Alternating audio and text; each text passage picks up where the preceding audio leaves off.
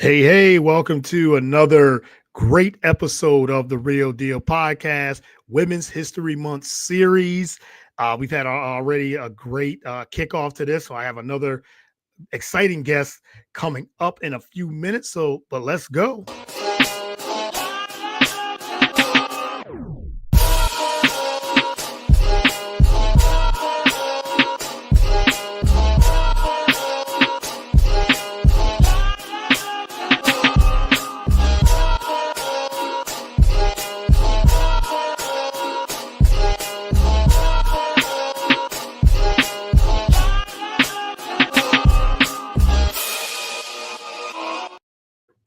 All right, welcome to another great episode of the Real Deal Podcast. I'm your host, as always, Courtney Harden. Women's History Month series. I've been enjoying this as every year that I do this. I always exciting to have a lot of these incredible women as in this industry, whether it is sports and media, business. I got a great list coming up in this month. But my next guest waiting in the background. Was just telling her I've been wanting to get her on the show for a while, and we finally made it happen. So, but like I said, I'm not gonna keep her long. But you can follow the show on all the podcast platforms: Spotify, Apple, YouTube. We're also on Roku. We're on the BS3TVLive.com, Roku channel, BS3 Network as well, sponsored by them. You can follow me on all the social platforms: Twitter, Facebook, Instagram, TikTok.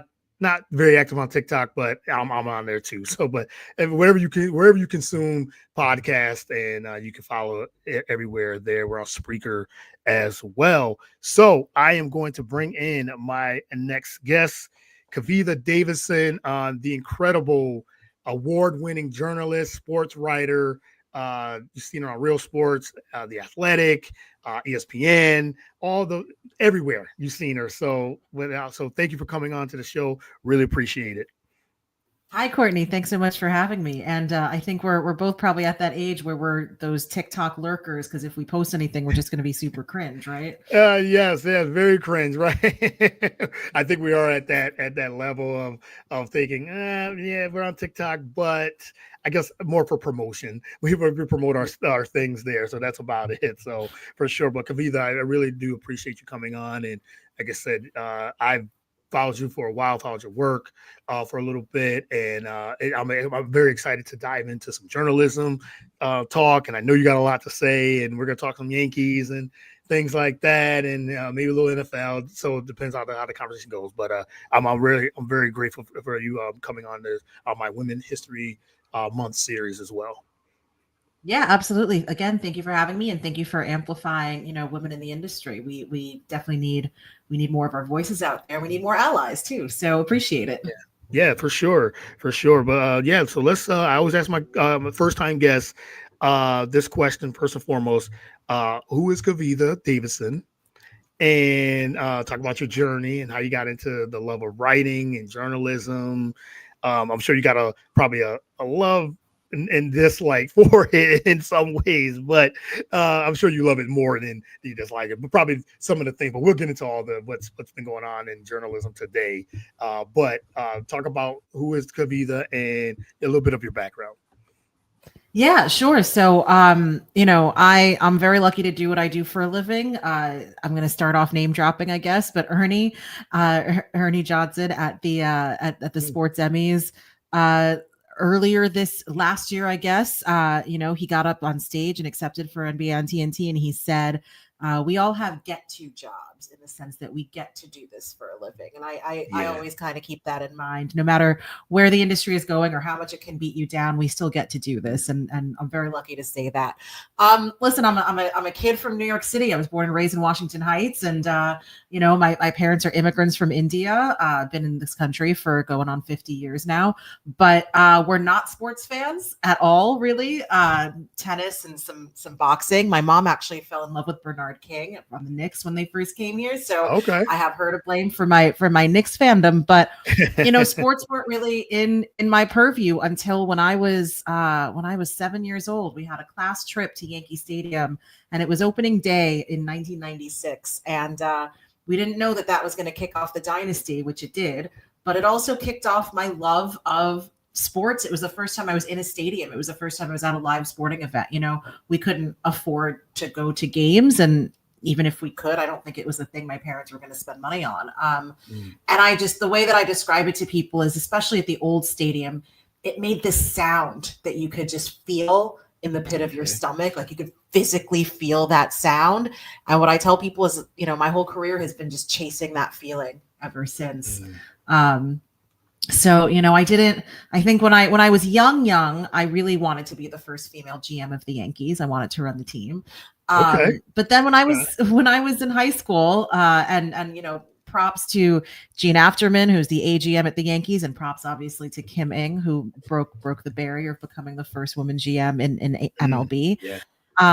But when I was in high school, I had an English teacher who literally changed my life, and I have told him this many times. I've gone back to speak to my high school English classes. I didn't realize that I had a gift for writing. I came from a math and science high school, and that's what I was going to probably do for a living.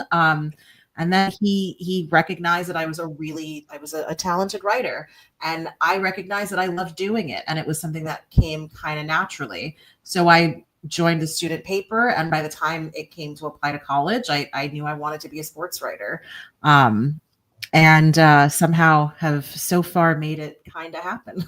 Yeah, for sure. I mean, very, you're a very talented writer, and for what what I've read and heard and everything too. Just like I said, just following your career from what I've done from the outside, and it's interesting. I always like to, I find it fascinating for how people get into the business, how people get into writing or media and things like that, for how it started. And you're right. I think what you said about what Ernie Johnson said, no matter what's going on in the state of where journalism is, we still have an obligation and the love for that, and you continue to be blessed with those opportunities and things like that. So I definitely enjoyed that, what you said, what Ernie Johnson had said. So let's talk about a little bit more of that journey with the journalism part of that as well. From when you started, how has journalism changed in your eyes from when you started to where it is today? And I want to get right into it. But before that, we got some comments here. Nathan Ramachandra, thank you for tuning in. He said, keep up the great work for the both of us. He said he had Bernard King at an event at the Woodbridge Brewing Company. So he says happy Women's History Month as well. So appreciate the comments. If you have any questions, also I'll definitely put them in the chat. But let's talk about journalism. And they said that love and passion, even from today, from years ago. Talk about the climate of it, of how it has changed, or from where you started and where you are today. Yeah. So, I mean, I did every media related type internship under the sun in order to get my foot in the door. I think one thing that a lot of us have talked about in the last 10 to 15 years is how gatekeepy journalism can be. Like if your dad wasn't an editor at the New York Times, you weren't getting an internship at the New York Times. And my parents didn't work anywhere near media. So, I did comms internships at the Michael J. Fox Foundation. I did a sports analytics internship at Nielsen Sports, which actually has served me really well in my coverage and my career. But my first full-time real sports writing job was as the sports columnist at Bloomberg. So I was covering a lot of the financial side of things, the economics, the business of sports, that kind of thing. And then some of the policy stuff as well, not necessarily political things, but that I think that does always veer into that space. And that was, that wasn't necessarily where I thought I was going to be when I wanted to be a sports writer, but coming up, like cutting your teeth at a place like Bloomberg, which is such a unique media entity because they have so much money that's not necessarily generated by the media part, which means that their media can be really independent and can be critical of the powers that be, because there aren't a ton of corporate interests that they're beholden to. They kind of print money as a business model. They were the only company that was still super profitable through the 2008 recession. But I worked for some of the best editors in the industry, people who, giants in the industry, Tim O'Brien, who was the Sunday Business Times editor, Peabody winner, David Shipley, who unfortunately just left the Washington Post because of everything that's happening over there, but who really taught me at a young age, like at 24 years old when I joined Bloomberg, the pillars of what good journalism is. And that means, first and foremost, you're finding the truth, even if the truth is uncomfortable. You are asking questions without thinking you know the answer, and you're covering things that you might not ever think you had ever covered before, or that you might not see yourself as being an expert in. But I think, it's really that curiosity that I have very naturally, and that was instilled in me. And then obviously things like, looking out for Bloomberg. One of the things I really appreciated about cutting my teeth there was they were very, very stringent about things like conflicts of interest, about objectivity, about all of that. And so, I think I can't think of a better place to have my formative years. And it's a very kind of non-traditional path in journalism, because no 24-year-old kind of just starts at Bloomberg, right? Right. But I was very lucky to do so. The way I got there was interesting. I had a tryout for a week where I wrote 5 columns a day that never saw the light of day, but that was my audition essentially. And now at 36 years old, I can't imagine writing 5 columns a day, but we don't have the time for one, we don't have the time. Right. You know what though? You're young and you're hungry. You can do anything. And the patience and the time. I get it. Yep. and not sleeping and all that. Yeah. From Bloomberg, I went to ESPN, and joining a company like ESPN, which is obviously, it is the pinnacle of sports media, runs kind of everything. I enjoyed my time there a lot. I think that I might have been a little too young at the time to really understand what my place could be in an organization that big. Okay. And that's some advice that I give to young journalists and to students today is, really think about where you fit in and what your niche is, and what your, what hole you fill. But listen, at ESPN, I obviously worked with some of the best people in the industry. They're still some of my closest friends today. And after ESPN, I went to The Athletic, and I hosted The Athletics, which doesn't exist anymore, but The Athletics flagship daily podcast called The Lead, where every day we told an in-depth narrative story about the biggest story in sports. We often covered breaking news. We launched in September 2019. And if you remember, March of 2020, some major things happened in the world and in sports. That shut down the world. Yeah. Yes. So we covered quite a bit more breaking news for a narrative daily podcast than I think my executive producer expected. But like Kobe Bryant died January of 2020, and we were in LA. That's where we recorded. And so I was the first journalist on the scene at Staples Center. And then obviously Rudy Gobert tests positive. All of sports shuts down. All of the world shuts down. And we're kind of trying to balance this, the ethics of how you run a daily sports show when there are no sports on. We had to get really creative. Very creative. And two, how much COVID coverage was too much, right? Because you have a responsibility to tell that story and to break the news and to update people on when the NBA is planning the bubble, or who's getting masks and tests before the general public and things like that. But also understanding that people are losing loved ones and might not need or want to hear about that every day. So that was a really interesting. I think that every journalist will tell you that 2020 was when you got tested probably the most about how you could pivot and how you could react in real time to actually unprecedented things. And then after The Athletic, I helped launch the culture vertical over there, because a lot of things happened in 2020. As I said, that I think a lot of newsrooms came to bear, especially with the murder of George Floyd. A lot of newsrooms came to bear that they weren't necessarily equipped as they were currently structured to deal with a lot of that coverage.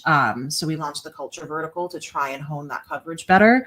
And then after that, I started at Real Sports, and Real Sports was, as a kid growing up in the 90s wanting to work in sports, Bryant Gumbel and Real Sports was the upper echelon, the pinnacle of the journalism. It's the storytelling, Yeah. it's the real in-depth reporting that a lot of people don't have the resources for anymore.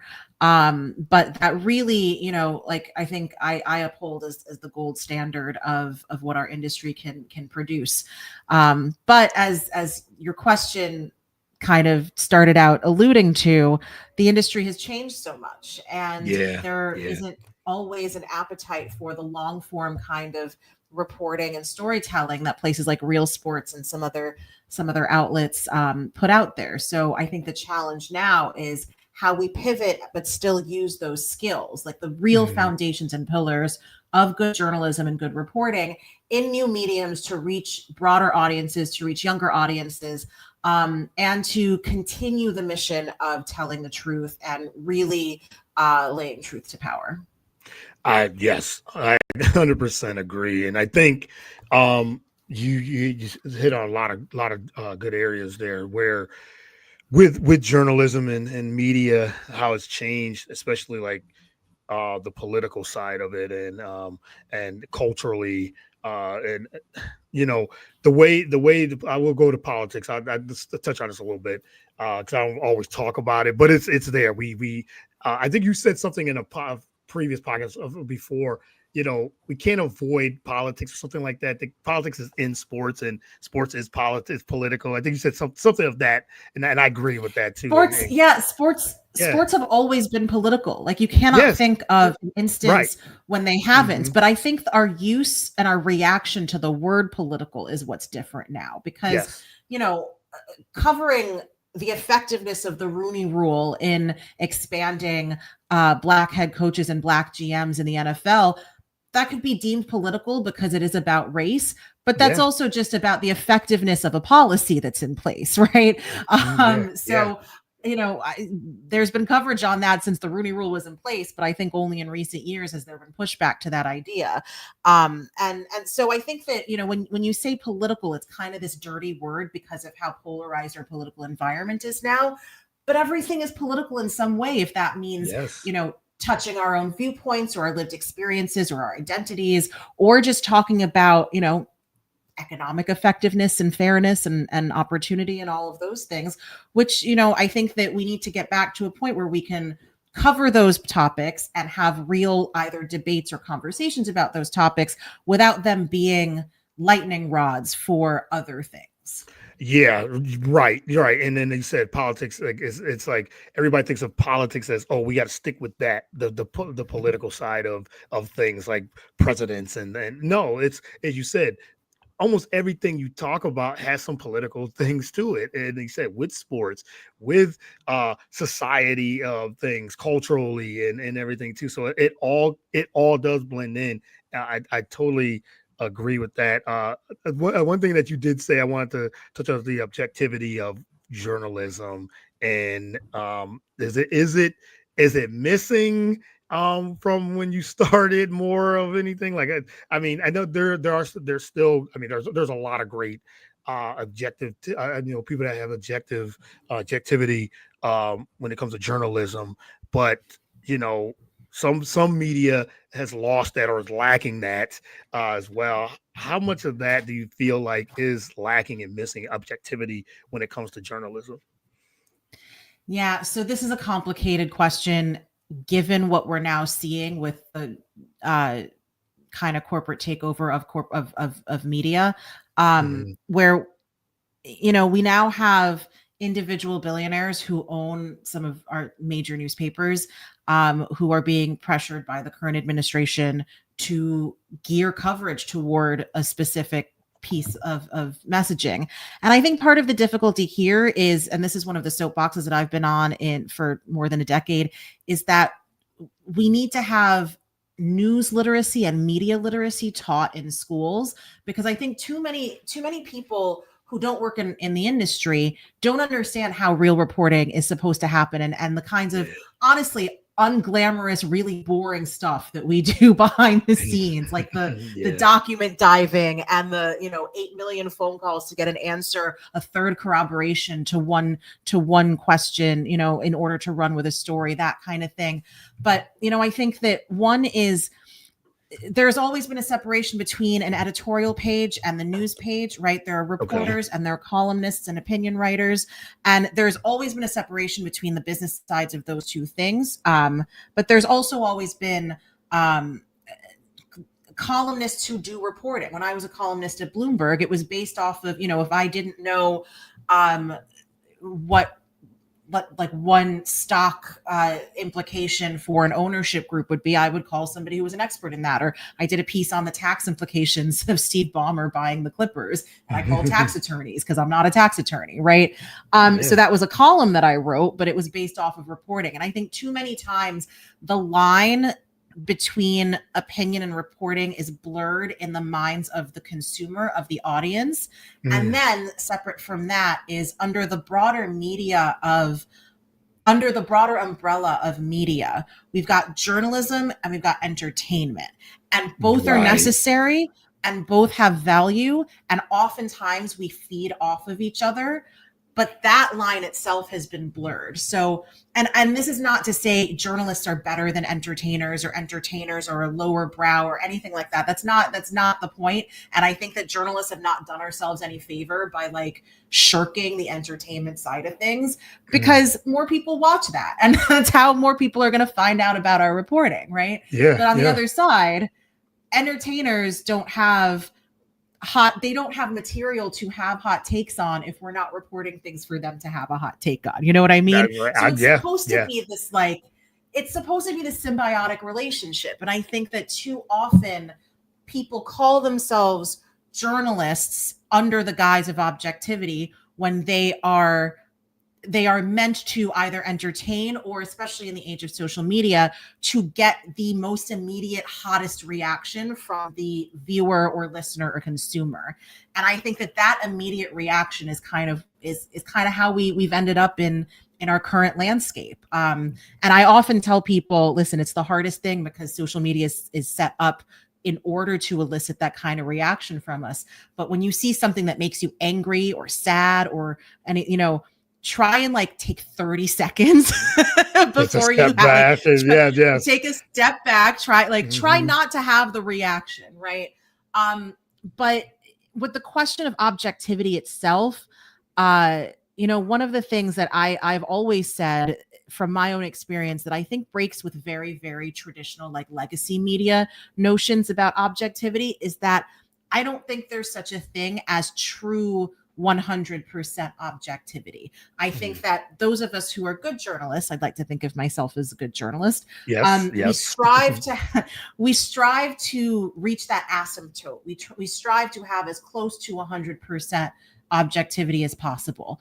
But we all come at things from, as I said, our own lived experiences. So recognizing some inherent biases that we might have is the only way to overcome those biases in our reporting instead of ignoring them, because that's when they come out at times that you least expect them. But if you're self-aware and you say, for example, I'm a sexual assault survivor myself, and I have interviewed a lot of sexual assault survivors, men and women. I'm very proud of a piece I did at Real Sports about men at the University of Michigan being assaulted.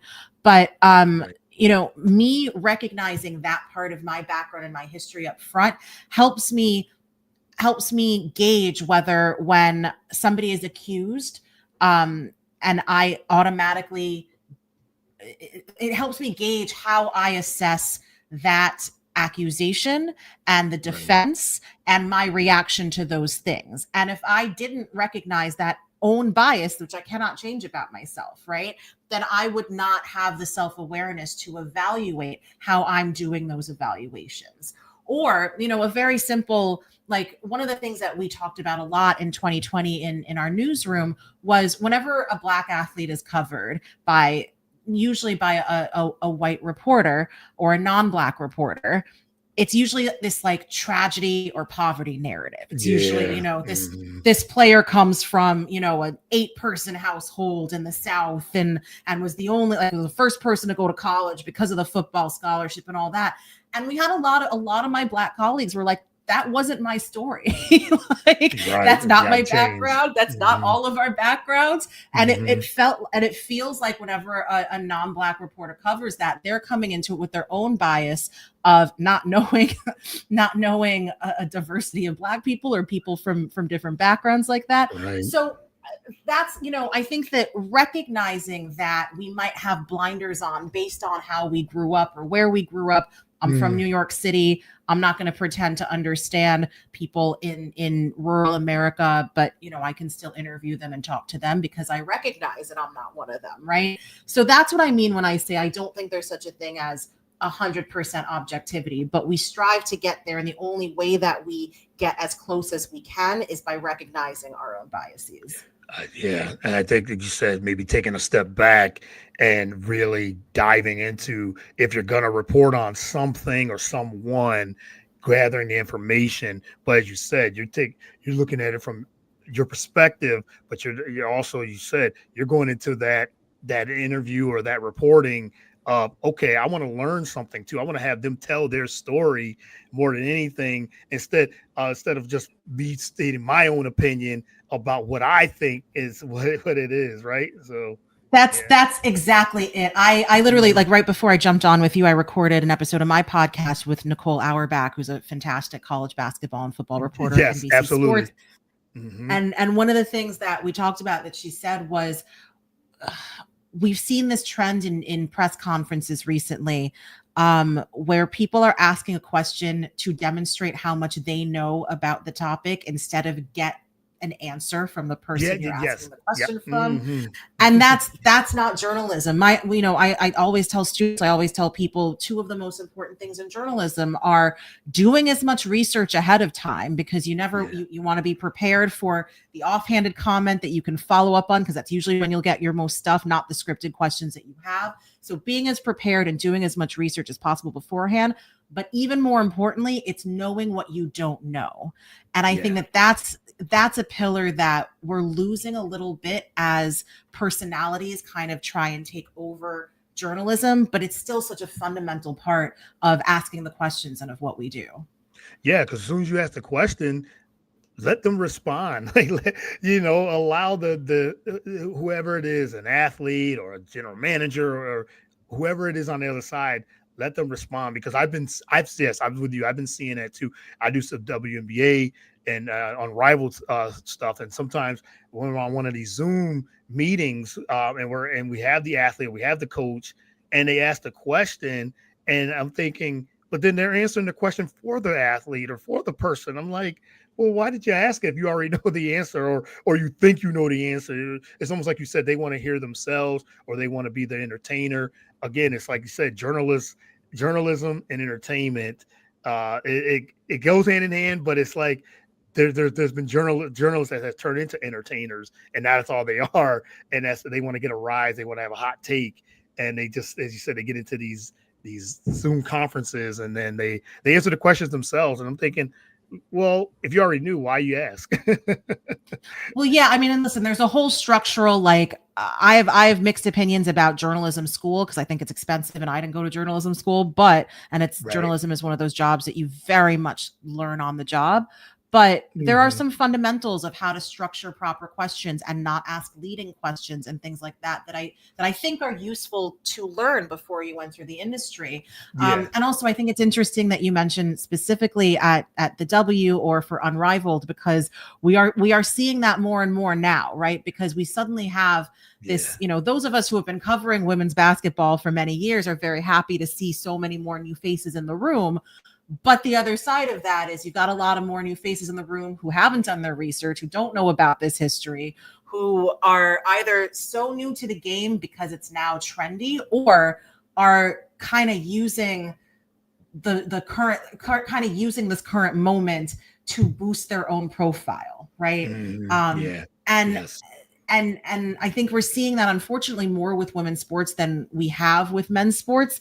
But then we're also seeing people in the room, and I won't name names, but everyone will know who I'm talking about, who are asking like completely inappropriate questions because they're just not used to covering this league or covering this sport. So it's a tenuous time, man. It's a difficult time all around. It is a difficult time for sure. I agree. And it's interesting. I'm sure for you, you're sitting back and thinking, okay, this is where we're going with this, with media and journalism and you're like, okay, I have an opinion about this, and I'm going to say this either on my podcast or whatever. And so I'm sure you sit back and thinking, why are these people asking all these inappropriate questions, and how they're getting away with it, and it's like, come on.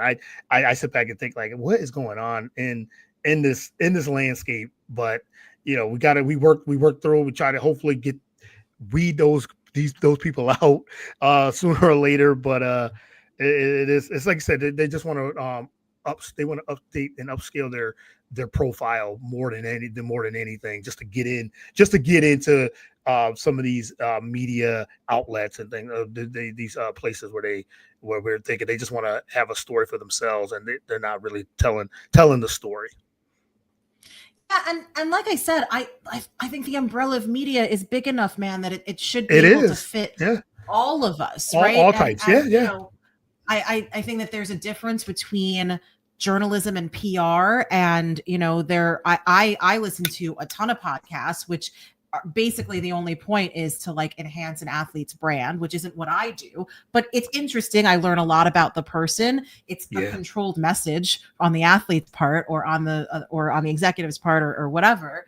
But there's value in that, right? So that's what I mean. Where like, I think that we've all kind of bit our own heads off to our own detriment, like by trying to create these, not silos isn't necessarily the word, but like hierarchies of what we all do within the umbrella of media. And I think we all just have to work off of each other. And there are bad actors on all of the sides, and those are absolutely the people that we need to weed out.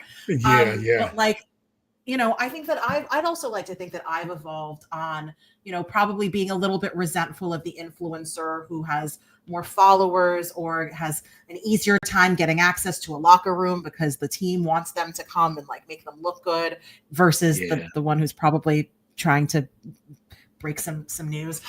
break some news. Yeah, some news that needs to be told. Right. Right. But it's not always, I've unfortunately I've covered a lot of negative stuff. Somebody's got to do it. But like, I didn't get into this industry because I didn't love sports. I just want them to be better, and they can be, because I've seen how they can be the best. And, some of those are the stories that I want to tell as well. I love that. Yes. So we got comments from both of us saying well said. Yes, very well said. And question for you, it says, your favorite interview or story that you have told? So the favorite story that I told, as I mentioned earlier, it's a difficult one. It was about 40 years of sexual abuse that was going on at the University of Michigan, by the team doctor. Now, I think everyone's heard of what happened at Michigan State with Larry Nassar, who was also the doctor of USA Gymnastics. This was the University of Michigan, and unfortunately was happening at a lot of other schools, but we at least know about these two. So the team doctor at the University of Michigan was a guy named Robert Anderson. He oversaw mostly the football and wrestling programs for 40 years, mostly while the legendary University of Michigan coach Bo Schembechler was in charge of those teams. There's some evidence that Bo might have known. There's no definitive proof. A lot of players have different opinions on that. But what really struck me about this story was there were 1,000 victims, 1,000 survivors on a class action suit against the school because of this. Again, it was 40 years of abuse, and almost all of them were men. And, as we talk about whatever crisis of masculinity, or, men not having healthy outlets in today's America, we have to put some of that on ourselves too, because, we are very ready to tell stories about women being abused. And those are stories that obviously need to be told and happen more often. But nobody really paid attention to this story. And I think part of it is because most of the victims were strong, a lot of the times Black, and mostly men. Mhm. And these are not people who ever get the benefit of the doubt as victims or as people who've had to survive things. So I'm very proud of the story that I told there. A couple of months after the piece aired, the class action suit settled for, I believe, $490 million with the University of Michigan, which I think to date was the largest civil sexual assault settlement in the history of the United States. I don't think I'm the reason that that happened. I would like to think that I shed a little bit of light on the story that was happening and hopefully gave a little bit of comfort to the men that I interviewed who were able to tell their stories and hopefully get a little bit of closure after so many years. One of them was, by the way, John Vaughn, who still holds the rushing record at Michigan. Like, we were talking about some of the best athletes we've ever seen in the college game, speaking out about this. My favorite interview that I've ever done, like the most fun interview, and this was for a sports podcast, but because of them, it was about everything, was I interviewed Jesus and Mero in 2020. Okay. And and I mean, listen, I was supposed to just have 45 minutes. I think we went for an hour and a half. And this was obviously before they broke up. But it was just like three kids from New York just talking shop. Like, you know, I came in with a plan and the plan completely went out the window and we just ended up talking for an hour and a half. And it was the most fun I've ever had in a radio booth. And it was fantastic. And I've still, I've since run into, again, like I said, I'm a kid from the Heights. Mero and Diaz, they're from the Bronx and from the Heights. And I since ran into Mero. He hosted the Emmys last year, actually. And it was just funny because it was like 4 years after I did that interview and we kind of reminisced about how much has changed in those 4 years. But that's probably my favorite interview I've ever done. Well, thanks for sharing all that. And it's interesting when you have an interview like that, or you're being interviewed, or you're into an interview, and you say it's just like, okay, the topics are just out the window. And I try to have just like, okay, we're just talking and everything too. That's what I try to do with this. I try to have a conversation. I have my questions and things like that, but I try to make it just as a casual conversation and just a storytelling type of thing, and kind of like, okay, we're just gonna chop it up and talk. So I could tell like three people from New York is just chopping it up. It's just it's well, and honestly, one of the questions I had for them was, listen, like, so much of, because I think at the time, I don't know if they had their HBO show yet. They might have, but they were mostly known as like the Bodega Boys on YouTube, and then they had the Showtime show, right? But one of the questions I had for them was, it is astounding to me that so much of your vibe and so much of the stuff that you talk about is so localized and so New York centric, which obviously resonates with me, but that you found a national audience for it. And they were like, but the comedy is authentic, and this is literally just who we are, and that's really what it was. And it was a really, I wish they would get back together in some respects, but it was a really insightful conversation among so many jokes. Yes, and you love that. I mean, you love that to have. And you said you're comfortable, and you're just talking, and I really feel like that's some of the best conversations when you have that in a podcast or radio show, whatever it is, when it's so authentic. But you're right, you still accomplish, and you're still talking about things that resonate with that. So it was cool. Like you said, there was, we said it was very localized, but they had found an audience that was national that really enjoyed it as well. So someone like, I like that show and everything too. So I think that is pretty cool. So all right, just got a couple more. I won't keep you too much longer. I'm sure you got some other things to do and everything too. But I'm really enjoying this conversation. We got to talk about your New York Yankees and making it. Gotta bring it up. I had to. Got to bring it up and everything. You're New York through and through. So, but they. I have a Yankees tattoo, so the pain runs deep.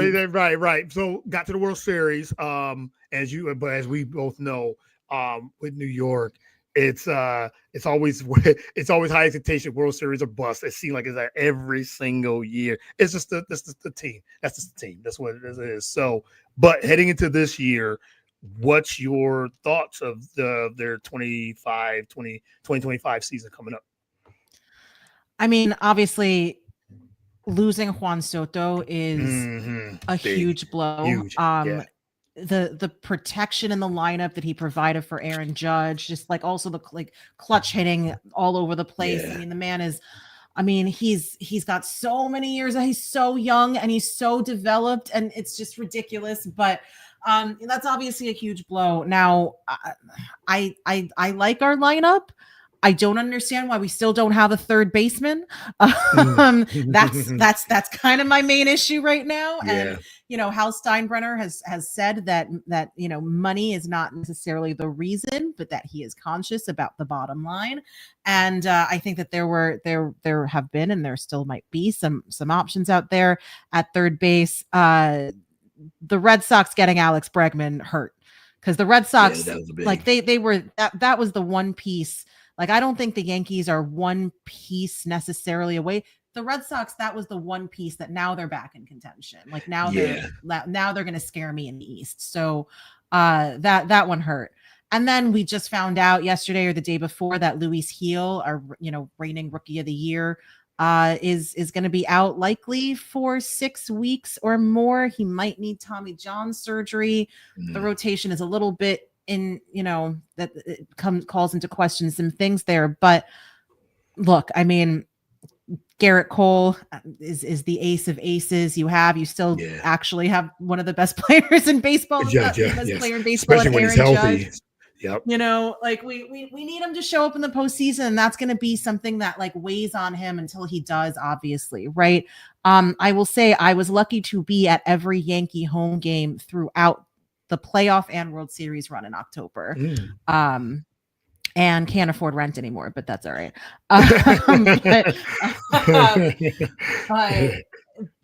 But there was a feeling in that building that I can't remember since probably 2009, and definitely since the 90s. Right. Yeah.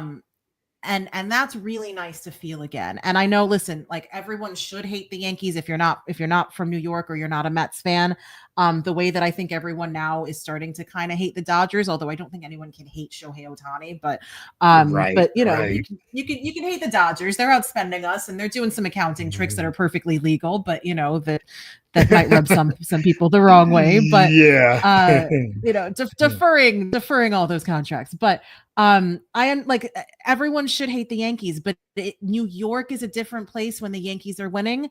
And it's kind of undeniable that it's good for Major League Baseball when teams like the Yankees and the Dodgers are winning as well, whether or not they win the World Series. So I'm excited going into the season. Baseball is my favorite sport. I love it so much. We face the Brewers on opening day, and it will be my 21st straight opening day. So that's I'm cool. Optimistic, but one of the things that I love about baseball, the beauty of baseball, is that it's very cliche, but it's a long season. Anything can happen, and you're going to have more downs than up, and that's just life, right? So, like you're going to fail more than you succeed, but at the end of the year, you'll have something to show for it. So I'm excited. For sure. I'm excited for spring. Yeah. Like you said, with baseball, it's such a long season, and for some, it's like, oh, this is way too long. 162 games, which I get it. Yeah. But as you said, there's going to be more downs and ups, and for every team, no matter what, they're going to go through their losing streaks. They're going to go, and they might win 10, 15 games in a row, and then there's a 7, 8, 10 game more losing streak, and next thing you know, you're still in the mix by the end of the year of all those ups and downs and all those swings and everything too. But I'm super philosophical when it comes to my baseball fandom, because obviously I had a very gilded, I was 7 years old when they won their first World Series, and they won 4 out of 5 and all that, right? So very, very spoiled. I do understand that, but I also think so my family's from India, and I'm not the most in tune with my culture, to be honest. I'm like way more of a New Yorker than my awareness of my Indian heritage, but I've been as an adult, I've been trying more, to learn about it and to talk to my parents and all that. But so the wheel, the chakra in the middle of the Indian flag, is a tattoo that I have, and it's a symbol for the impermanence of life. And I think that is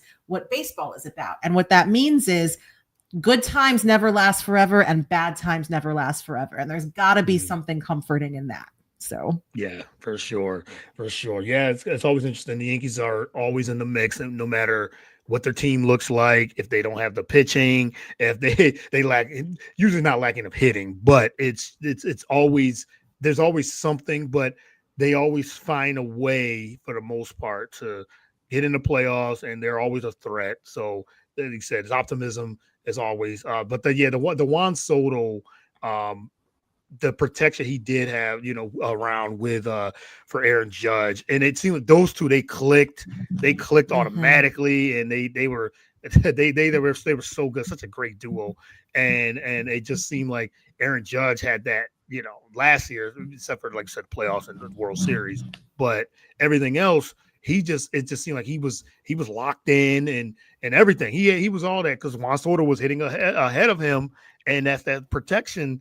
So it's going to be interesting. I mean, he said he's still Well, one and of the everyone best. forgets, like he had probably one of the worst April to Mays Yes, that he we've did. ever Yes, seen, to start. and Yes. was still on pace for maybe 60 home runs. Yeah. Like Right. the Right. tear that he went on after that. So Yeah. Yeah. like Batted over listen, 300. Yeah, he was over 300 hitting, yeah. and because I remember, because everybody, like, the sky was falling. It was like, oh, he's striking out. He had a very bad When Yankee start. fans are, I as I said earlier, we all got to take a step back. Yankee fans really need to take a step. Like New York fans, like listen, we gotta for our Yeah. own blood pressure, like we gotta take a step back at some point.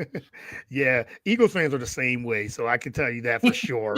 We're just as bad, because even when we did, like, being win the Super Bowl, and the next thing you know is like, oh yes, this was good, but what's next year? I'm like, can we see? I'm one of those fans. I'd like to celebrate. I'm still celebrating it. I Mhm, loved it, and mhm. then I'm like, okay, yes, free agency, all these things coming up, draft. Yes, I get it, but I'm thinking we just won the Super Bowl. It's our second one. Like, Soak it in, let's yeah. soak it in for weeks. Like, just keep soaking it in until the next season. But no, they're like, oh, well, we're gonna lose all these players, and what's gonna happen with I this mean, they just made player? Saquon the highest paid The running highest back paid ever. running So back. listen, Yeah, yeah, yeah. forty-one So they point two did that. million dollars. He Yeah, so they deserves have it. that. So He deserved it. He came in, and it was the missing piece. So it was as a more than the missing Giants piece. fan, as a Giants fan, Mhm. difficult to root for the Eagles as an organization. I'm sure. Uh, Yeah.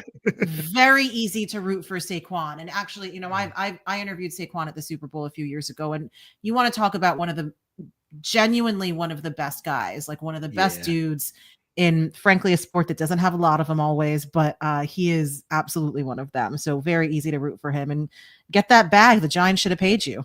Yeah, the Eagles did it, and him, and he fit right in. I mean, literally, he fit right in from the first game Mhm. on. He fit right in, and I love the chemistry with him and Jalen as well. Jalen was just like, you were the missing piece. You were the missing piece to this offense that we needed, a dynamic piece, and he proved it. Over 2,000 yards rushing, and yeah, it was yeah. I was very thoroughly excited and happy to getting Saquon and winning a Super Bowl as an Eagles fan for over 30 years. So for sure, for sure. But I just got a couple more.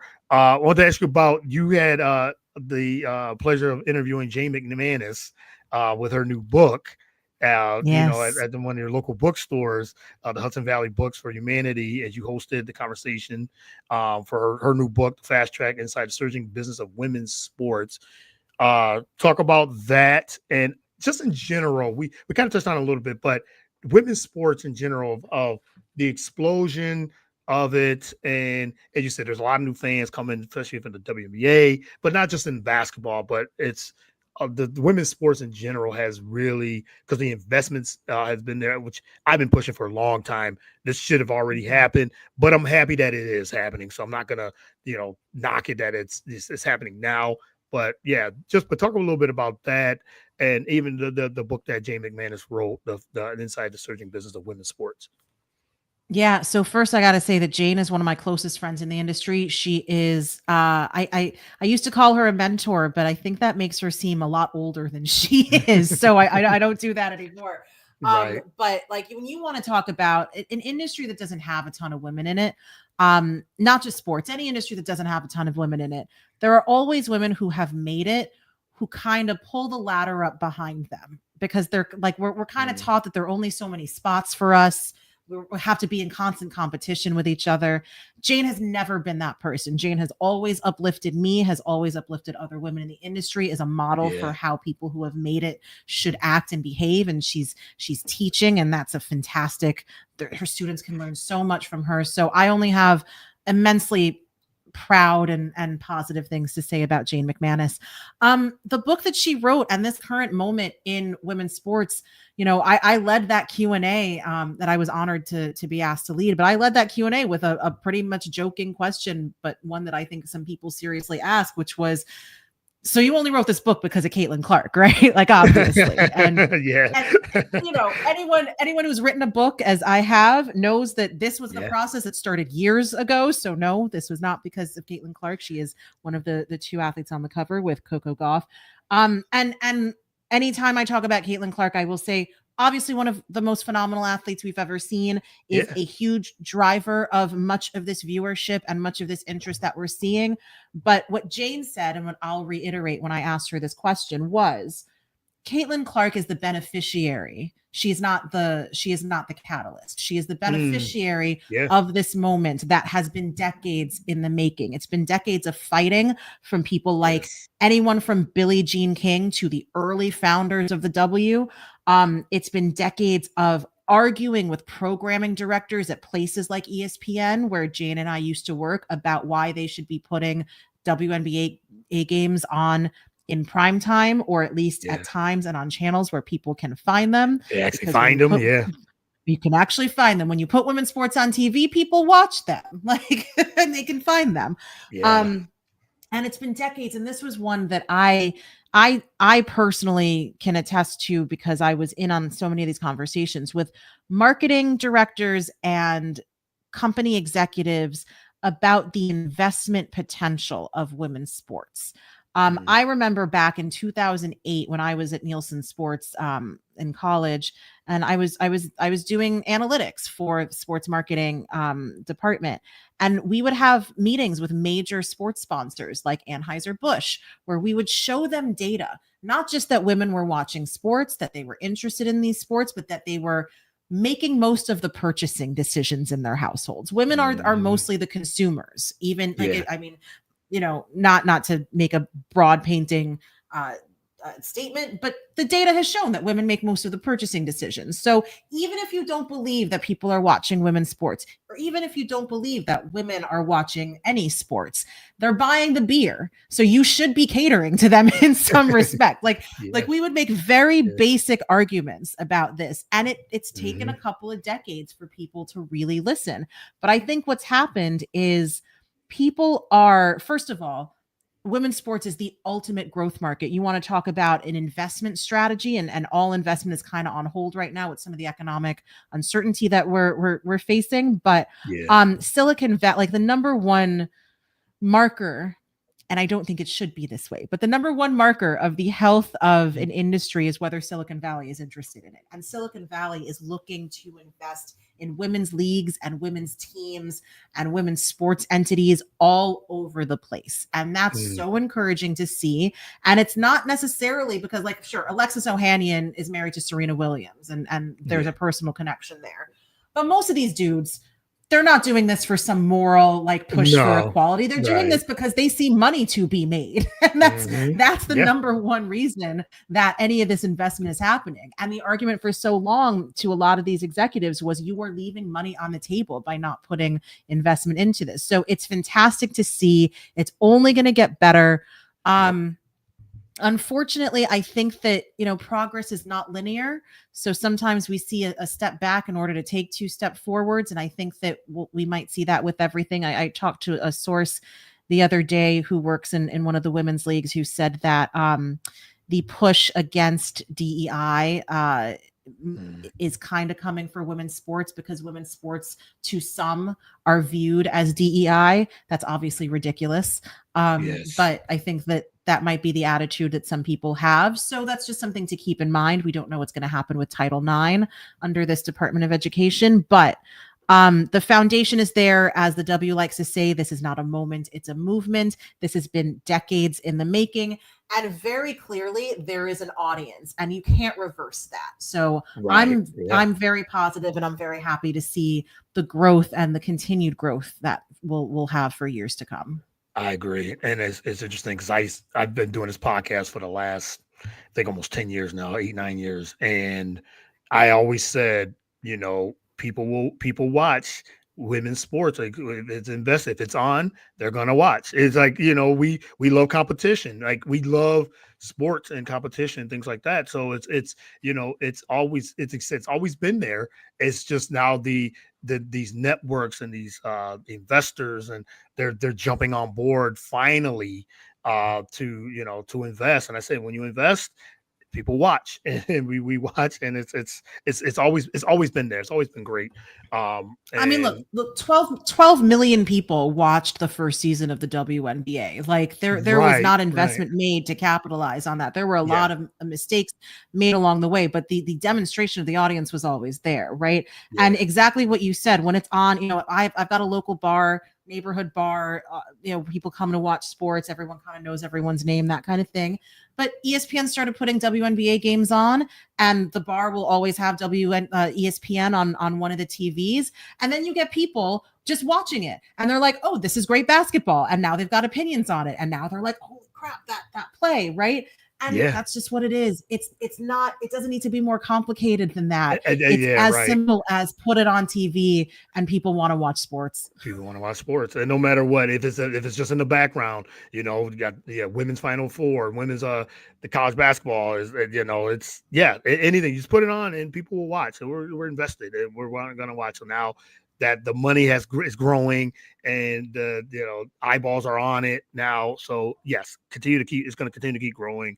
As you said, yeah, it might take steps back, but it's gonna keep pushing forward too. So I'm very big advocate, always been and have been, because you said it's been long before Caitlin Clark. And like I said, I love Caitlin Clark, love Caitlin Clark, but Serena Williams, like, you got all these different names that you could say way before that. Serena Williams, one of the greatest athletes of all time. So Ever, that's, ever. ever. And a That's all. new co-owner of the a A new new corner of the co-owner of the Toronto, yes. Toronto So Tempo. Tempo, Uh, yes, Canada, yes, man, yeah. they're just winning. Yeah, they're winning big. They are winning for sure, for sure. All right, last question, Kavitha. I've enjoyed this so much. Enjoyed this hour with you. But the last question I ask, what does, you kind of hit on it, but what does Women's History Month mean to you on a personal and professional level?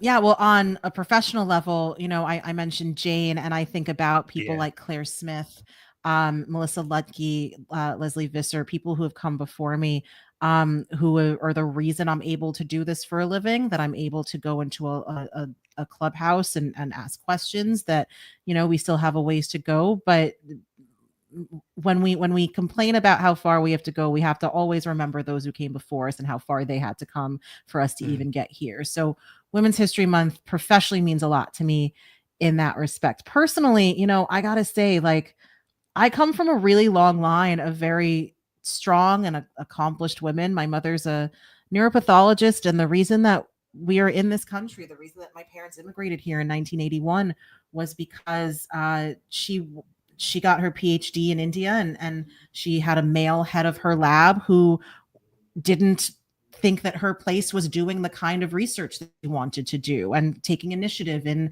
the lab. And he called my father one day and was like, she should really be home taking care of my sister who's older. And my dad was like, well, this is bullshit. And Yeah. she got an opportunity to come here and do research here. And my dad, behind every strong woman, sometimes there's a really strong man. And to his credit, he said, let's pick up everything and come here, because you're not going to be able to do the kind of research that you should be doing and that you can do, because of your gender in India. My mother's mother was in pre-independence India, a medical doctor, a physician. She opened one of the first maternity hospitals in the south of India, in the 1940s. Like, so personally, I think about the lineage, and I've been thinking a lot more about like my ancestors recently. I think since I'm getting older and since I'm trying to learn more about, you know, my cultural heritage and everything like that. And some of that stuff, even though I'm so removed from those generations and I'm physically on a different continent than any of the women except for my mom who came before me, uh, you feel it in your bones. And so Women's History Month kind of that's what that means to me personally. I love it. I love it. Kavitha, this has been a pleasure. I'm glad to have you on, like I said from before, but even more. Just like I knew because like I said, I've listened to your podcast and read a lot of your writing and then just seen you on like TV and all that. But this was a big pleasure, and thank you for the conversation, the time, and everything too. I can't thank you enough for doing this for me and everything. So I really appreciate that. So, but you can follow Kavitha on Twitter, LinkedIn, all the platforms there. Might as well Instagram, say Blue Sky. I'm on Instagram, Blue Blue Sky. Sky. I'm on Blue Sky too. I just did a. I finally jumped on. I was like, I kind of like Blue Sky and everything too. So I'm trying to get into that as well a little bit more. But follow her there. Also, your podcast. Sportly, definitely host of Sportly. It's a weekly sports podcast under the Immigrantly Media. So I'll follow you there and your writing and all that. So again, thank you. I really appreciate it. Yeah, thanks so much, Courtney, and thanks for the support. Like I said, we need more allies, and we need, you know, we need more people lifting each other up, and I appreciate you so much. All right, thank you. I appreciate that as well. All right, well, we will have more incredible women coming up this entire month. I got a whole schedule full, so I've been working on this for a little bit. I've done it over the last 4 years, I should say. So I really appreciate that, and yeah, so we'll have to do this again. Definitely, I love diving into the journalism part of that too, but I hope we can do this again as well. Yeah, absolutely. Let's talk more sports next time. We got some Yeah, opinions. Philly and New York for yeah, sure. we will for sure. Yes, had to get to know you a little bit, and now we definitely got to talk some sports for sure. I'm always game for that. So, all right. Well, thank you again. I really appreciate it, and enjoy the weekend. I know it's nasty here. It's starting to rain, downpour rain here in Philly right now. So, I am in the house Yep. today. So, but enjoy it. Okay, enjoy the weekend, and I'll talk to you soon. Thanks, Courtney. All right.